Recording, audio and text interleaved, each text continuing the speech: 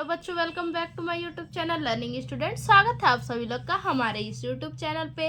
आज हम लेके आप लोगों के लिए जो है कि पवन दूतिका का पद्यांश पर आधारित जो प्रश्न है उनका आज हम उत्तर देखेंगे किस प्रकार से लिखते हैं।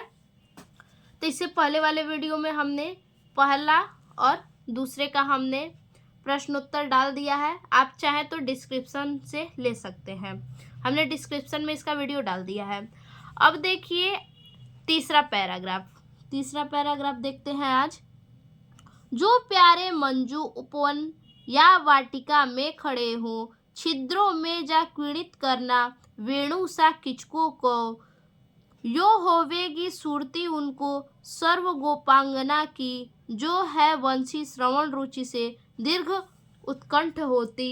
लाके फूले कमल दल को श्याम के सामने ही, थोड़ा थोड़ा विपुल जल में व्यग्र हो डूबाना, यो देना ए भगनी जतला एक अम्भोजन नेता, आंखों को हो विरह विधुरा वारी में बोरती है। ठीक, तो ये हमारा है पद्यांश। अब इस पद्यांश पे आधारित ये प्रश्न है, इनका हमें उत्तर देना है। इसी प्रकार से आपके बोर्ड एग्जाम में भी आता है। तो देखिए प्रश्न क्या है, उपयुक्त पद्यांश के शीर्षक एवं रचनाकार का नाम लिखिए। तो चलिए देखते हैं।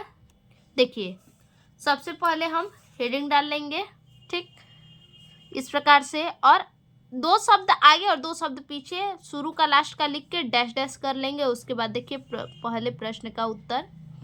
उपयुक्त पद्यांश के कवि अयोध्या शिव उपाध्याय हरिऔध हैं और इस पद्यांश का शीर्षक पवन दूतिका है। अब दूसरा प्रश्न देखिए दूसरा प्रश्न हमारा दिया है, राधा अपनी आंखों को आंसुओं से डुबाए क्यों रखती है। राधा जो है अपने आंखों को आंसुओं से डुबाकर क्यों रखती है। देखिए, श्री कृष्ण को राधा स्वयं ही विरहावस्था एवं पीड़ा से अवगत कराने हेतु मतलब के लिए अवगत कराने के लिए पवन से कहती हैं कि श्री कृष्ण के समक्ष उपस्थित कमल के पत्तों को पानी में डुबोना, ताकि उस दृश्य को देखकर श्री कृष्ण कमल से नयनों वाली राधा की वियोगावस्था को पहचान ले। ठीक, तो ये हमारा है दूसरे प्रश्न का उत्तर। अब देखिए दूसरा प्रश्न हो गया। तीसरा क्या है, कवि ने इस पद्यांश में किस प्रसंग को व्यक्त किया है। इस पद्यांश को जो है कवि किस प्रकार से व्यक्त किया है। देखिए, कवि ने इस पद्यांश में राधा के विरह व्यथा को व्यक्त किया है। देखिए कवि ने क्या किया है, इस पद्यांश में राधा के विरह व्यथा को व्यक्त किया है। जो कृष्ण के लिए जो राधा तड़प रही हैं, उन्हीं के बारे में क्या किया है, उन्हीं के विरह व्यसना को व्यक्त किया है। अब देखिए चौथा क्वेश्चन है, उपयुक्त पद्यांश किस छंद में है। ये जो पद्यांश है ये किस छंद से है। तो देखिए उपयुक्त पद्यांश मुक्तक छंद में है, ये मुक्तक छंद में है। अब देखिए पांचवा प्रश्न है, रेखांकित अंश की व्याख्या कीजिए। क्या है रेखांकित, यो देना ए भगनी जतला एक अम्भोज नेत्रा, आंखों को हो विरह विधुरा वारी में बोरती है। अब ये जो रेखांकित अंश है इनका व्याख्या देखेंगे। देखिए रेखांकित अंश की व्याख्या, राधा पवन दूतिका से कहती हैं कि वह भगवान श्री कृष्ण के वियोग में दुखी हैं और उनकी वापसी की प्रतीक्षा कर रही हैं। ये हमारा रेखांकित अंश का व्याख्या हो गया।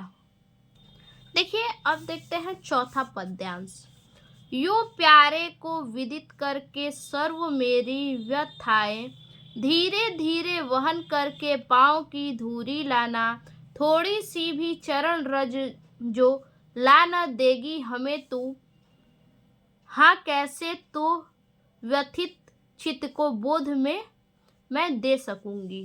ठीक, तो ये हमारा पद्यांश हुआ। दूसरा क्या है, पूरी होवे न यदि तुझसे अन्य बातें हमारी, तो तू मेरी विनय इतना मान ले और चली जा।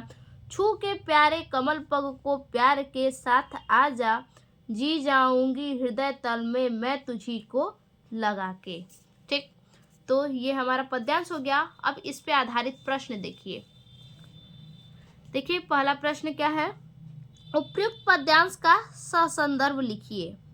अब इसका क्या करना है, संदर्भ लिखना है। देखिए इस प्रकार से लिखेंगे, उपयुक्त पद्यांश हमारी पाठ्य पुस्तक हिंदी के पवन दूती का पाठ से उद्धृत है, जिसके कवि अयोध्या सिंह हरिऔध हैं। अयोध्या सिंह हरिऔध भी सही है, या फिर आप पूरा नाम भी लिख सकते हैं, अयोध्या सिंह उपाध्याय हरिऔध। अब देखिए दूसरा प्रश्न है, राधा पवन से क्या प्रार्थना करती है। ये जो पद्यांश है, इस पद्यांश में राधा पवन से प्रार्थना करते हुए क्या कह रही हैं।